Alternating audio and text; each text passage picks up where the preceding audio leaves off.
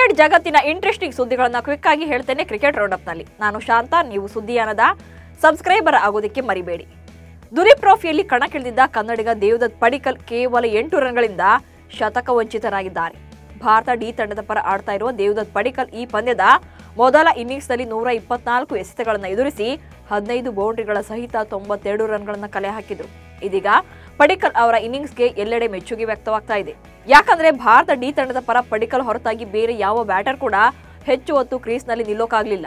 ಪಡಿಕ್ಕಲ್ ಅವರ 92 ರನ್ಗಳನ್ನು ಸೇರಿಸಿ ಇಡೀ ತಂಡ ಕೇವಲ 183 ರನ್ಗಳಿಗೆ ಆಲ್ಔಟ್ ಆಯಿತು. ಇಂಡಿಯಾ ಎ ಬೌಲರ್ಗಳ ಬೆಂಡತ್ತಿದ ಟೀಂ ಇಂಡಿಯಾದ ಯುವ ಬ್ಯಾಟರ್ ಪಡಿಕ್ಕಲ್ ಬರೋಬ್ಬರಿ 15 ಫೋರ್ ಚೆಚ್ಚಿ 92 ರನ್ ಹೊಡೆದಿದ್ರು. ಇದರಿಂದಾಗಿ ಆರ್ಸಿಬಿಗೆ ಪಡಿಕ್ಕಲ್ ಎಂಟ್ರಿ ಫಿಕ್ಸ್ ಅಂತಾನೆ ಹೇಳಲಾಗ್ತಾ ಇದೆ. ಸಖತ್ ಫಾರ್ಮ್ನಲ್ಲಿರೋ ದೇವದತ್ ಪಡಿಕ್ಕಲ್ ಅವರನ್ನ ಆರ್ಸಿಬಿ ಖರೀದಿ ಮಾಡೋದು ಪಕ್ಕಾ ಆಗಿದೆ. ಕಳೆದ ಸೀಸನ್ನಲ್ಲಿ ರಾಜಸ್ಥಾನ ರಾಯಲ್ಸ್ ಪರ ಕಳಪೆ ಪ್ರದರ್ಶನ ನೀಡಿದ್ದ ಪಡಿಕ್ಕಲ್ ಅವರನ್ನ ರಿಲೀಸ್ ಮಾಡೋದು ಬಹುತೇಕ ಗ್ಯಾರಂಟಿ. ಸಂಜು ಸ್ಯಾಮ್ಸನ್ ಕಥೆ ಏನಾಗಿದೆ ಅಂದ್ರೆ, ಚಾನ್ಸ್ ಸಿಕ್ಕಾಗ ಆಡಲ್ಲ, ಸಿಗದೇ ಇದ್ದಾಗ ಫ್ಯಾನ್ ಸುಮ್ಮನೆ ಇರಲ್ಲ. ಇದೀಗ ದುಲೀಪ್ ಟ್ರೋಫಿಯ 3ನೇ ಪಂದ್ಯದಲ್ಲಿ ಇಂಡಿಯಾ ಡಿ ತಂಡದ ಭಾಗವಾಗಿರುವ ಸಂಜು ಸ್ಯಾಮ್ಸನ್ ಮತ್ತೆ ಟ್ರೋಲಿಗರಿಗೆ ಆಹಾರವಾಗಿದ್ದಾರೆ. ಬ್ಯಾಟಿಂಗ್ನಲ್ಲಿ ಸಂಜು ಸ್ಯಾಮ್ಸನ್ ಫೇಲ್ ಆಗಿದ್ದು ಕೇವಲ 5 ರನ್ಗೆ ಸುಸ್ತಾಗಿದ್ದಾರೆ.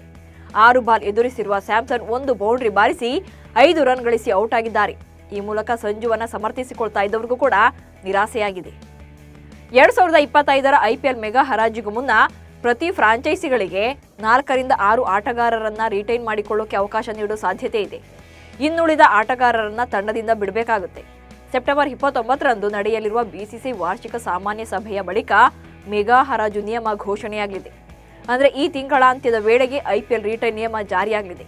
ಇದಾದ ಬಳಿಕ ಆಟಗಾರರನ್ನ ರಿಟೈನ್ ಮಾಡಿಕೊಳ್ಳಲು ನವೆಂಬರ್ 15ರವರೆಗೆ ಗಡುವು ನೀಡಲಾಗುತ್ತೆ.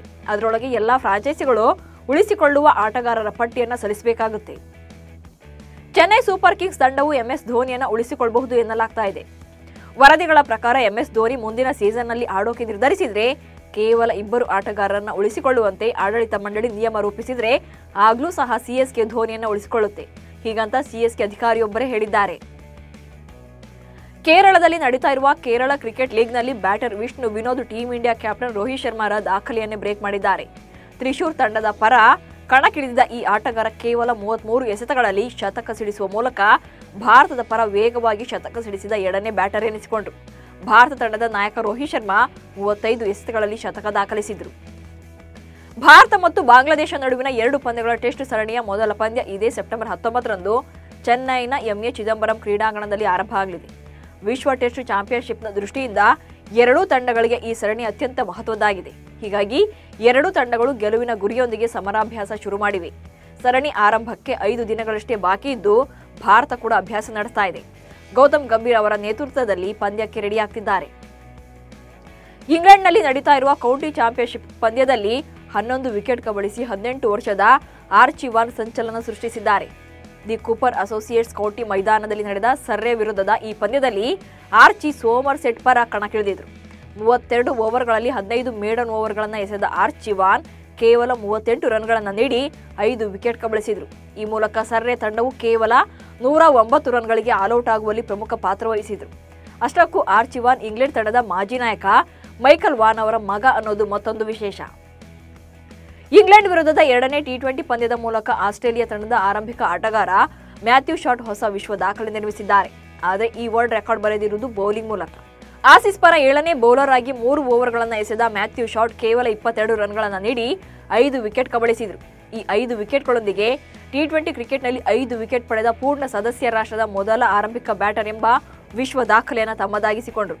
ಅಲ್ಲದೆ ಈ ಸಾಧನೆ ಮಾಡಿದ ಆಸೀಸ್ ತಂಡದ ಮೊದಲ ಓಪನರ್ ಎಂಬ ಹೆಗ್ಗಳಿಕೆಗೂ ಕೂಡ ಪಾತ್ರರಾದರು. ಪಾಕಿಸ್ತಾನ ಕ್ರಿಕೆಟ್ ಮಂಡಳಿ ಆಯೋಜಿಸಿರುವ ಪ್ರತಿಷ್ಠಿತ ಚಾಂಪಿಯನ್ಸ್ ಒನ್ ಡೇ ಕಪ್ ಟೂರ್ನಿಯಲ್ಲಿ ಬಾಬರ್ ಅಜಮ್ ಅವರನ್ನ ಬೌನ್ಸರ್ ಮೂಲಕ ಶಾಹಿನ್ ಶಾ ಅಫ್ರಿದಿ ಔಟ್ ಮಾಡಿದ್ದಾರೆ. ಈ ವಿಡಿಯೋ ಈಗ ಸೋಷಿಯಲ್ ಮೀಡಿಯಾಗಳಲ್ಲಿ ಭಾರಿ ಸದ್ದು ಮಾಡ್ತಾ ಇದೆ. ಪಾಕಿಸ್ತಾನ ರಾಷ್ಟ್ರೀಯ ಕ್ರಿಕೆಟ್ ತಂಡದ ಕ್ಯಾಪ್ಟನ್ಸಿ ವಿಚಾರವಾಗಿ ಬಾಬರ್ ಅಜಮ್ ಮತ್ತು ಶಾಹಿನ್ ಶಾ ಅಫ್ರಿದಿ ನಡುವೆ ಮುಸುಕಿನ ಗುದ್ದಾಟ ನಡೀತಾನೆ ಇದೆ. ಇದೀಗ ಆನ್ಫೀಲ್ಡ್ನಲ್ಲಿ ಈ 2 ಶ್ರೇಷ್ಠ ಆಟಗಾರರ ನಡುವಿನ ಜಟಾಪಟಿ ಕಂಡ ಫ್ಯಾನ್ಸ್ ಕೂಡ ಥ್ರಿಲ್ ಆಗಿದ್ದಾರೆ. ಇವಿಷ್ಟು ಇವತ್ತಿನ ಕ್ರಿಕೆಟ್ ರೌಂಡಪ್ ಸುದ್ದಿಗಳು. ನಮಸ್ಕಾರ.